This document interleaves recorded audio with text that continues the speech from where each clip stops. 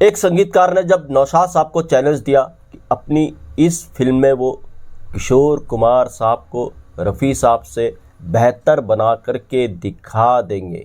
जी हाँ, कौन सी ये फिल्म थी, कौन से ये गीत थे, कौन ये संगीतकार थे, आज इस पर बात करेंगे। दोस्तों, चैनल पर हैं तो चैनल को सब्सक्राइब कर लीजिएगा, बेल आइकन भी प्रेस कर लीजिएगा ताकि नोटिफिकेशन आप तक पहुंचती रहे।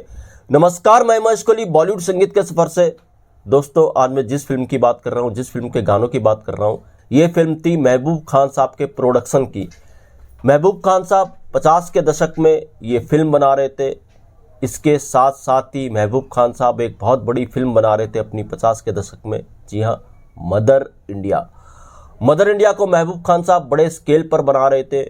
इसके संगीतकार थे नौशाद साहब। तो मदर इंडिया के लिए काफ़ी मेहनत हो रही थी। इसकी स्टोरीज़ पर, इसकी शूटिंग पर, इसके गीतों पर बड़े स्केल पर ले जाना चाहते थे मदर इंडिया को महबूब खान साहब।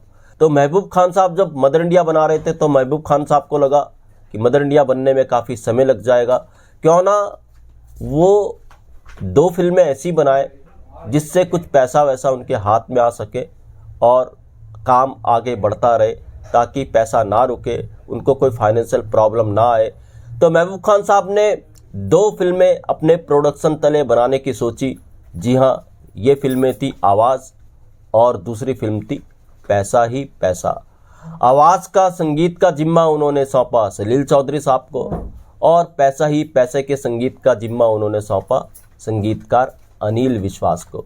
तो ये किस्सा जो मैं आज आपको बताने जा रहा हूँ, ये किस्सा है फिल्म पैसा ही पैसा का।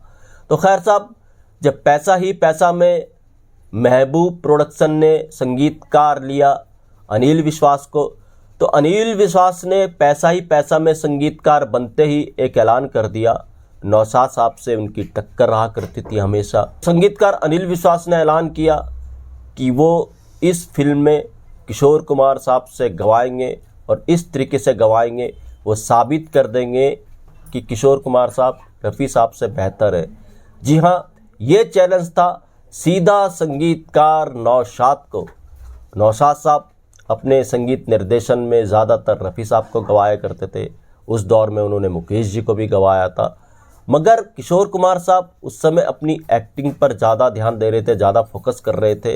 अनिल विश्वास और सचिन देव बर्मन साहब, ये 2 म्यूजिक डायरेक्टर ऐसे थे जो किशोर दा के उस दौर में हमेशा साथ में खड़े रहे। तो खैर साहब, जब पैसा ही पैसा में अनिल विश्वास आया तो अनिल विश्वास ने ये चैलेंज किया कि किशोर कुमार साहब को वो बेहतर बनाएंगे, बेहतर गवाएंगे, रफ़ी साहब से अच्छा गवाएंगे। हालांकि पैसा ही पैसा में 1-2 गीत रफ़ी साहब से उन्होंने गवाए भी किशोर कुमार साहब के साथ, मगर ज़्यादातर गाने पैसा ही पैसा के किशोर कुमार साहब ने गाए। और पैसा ही पैसा का एक बहुत इम्पॉर्टेंट गीत था। जी हाँ, ये गीत था पैसे का मंतर पैसे का जंतर। बहुत प्यारा कॉमेडी भरा ये गीत था। तो कहते हैं इस गीत को रफ़ी साहब से गवाने की पूरी तैयारी हो गई थी। उस समय रफ़ी साहब का एक छत्र राज था। रफ़ी साहब लगातार गाए जा रहे थे, रफ़ी साहब ही उस समय चल रहे थे और किशोर कुमार साहब जाहिर सी बात है उस समय एक्टिंग पर ज़्यादा फोकस कर रहे थे। अपनी एक्टिंग के साथ साथ वो कुछ गाने भी गा रहे थे, मगर गायकी में रफ़ी साहब का बहुत बड़ा नाम था उस वक्त में। तो खैर साहब, इस गीत के लिए रफ़ी साहब को फाइनल कर लिया गया, मगर कहते हैं अनिल विश्वास ने ऐन वक्त पे रफ़ी साहब को इस कॉमेडी भरे गीत से हटा दिया और ये गीत किशोर कुमार साहब से गवाया। खैर, जब पैसा ही पैसे का सारा काम कंप्लीट हुआ, गीत पूरे बन गए, फिल्म भी पूरी बन गई। 1956 में पैसा ही पैसा सिनेमा घरों तक आई। इसके नायक भी किशोर कुमार साहब थे। माला सिन्हा, शकीला जैसी स्टार कास्ट इस फिल्म की थी किशोर कुमार साहब के साथ। तो जब ये फिल्म लोगों के बीच में आई तो कहते हैं उस वक्त पे अनिल विश्वास का संगीत पूरी तरीके से पिट गया था इस फिल्म का। तो कहते हैं उस वक्त पे पैसा ही पैसा का संगीत बुरी तरीके से फ्लॉप हो गया। पैसा ही पैसा बुरी तरीके से फ्लॉप हो गई थी और महबूब खान साहब को कुछ फ़ायदा नहीं हुआ अपनी दोनों फिल्में बनाने से। महबूब खान साहब ने पैसे के लिए जब वो मदर इंडिया बना रहे थे, जैसे मैंने कहा 2 फिल्में बना रहे थे, आवाज़ और पैसा ही पैसा। दोनों फिल्में 1956 में आई, दोनों फ्लॉप हो गई। मगर पैसा ही पैसा के चर्चे इसलिए ज़्यादा रहे क्योंकि अनिल विश्वास साहब ने एक चैलेंज दे दिया था नौशाद साहब को।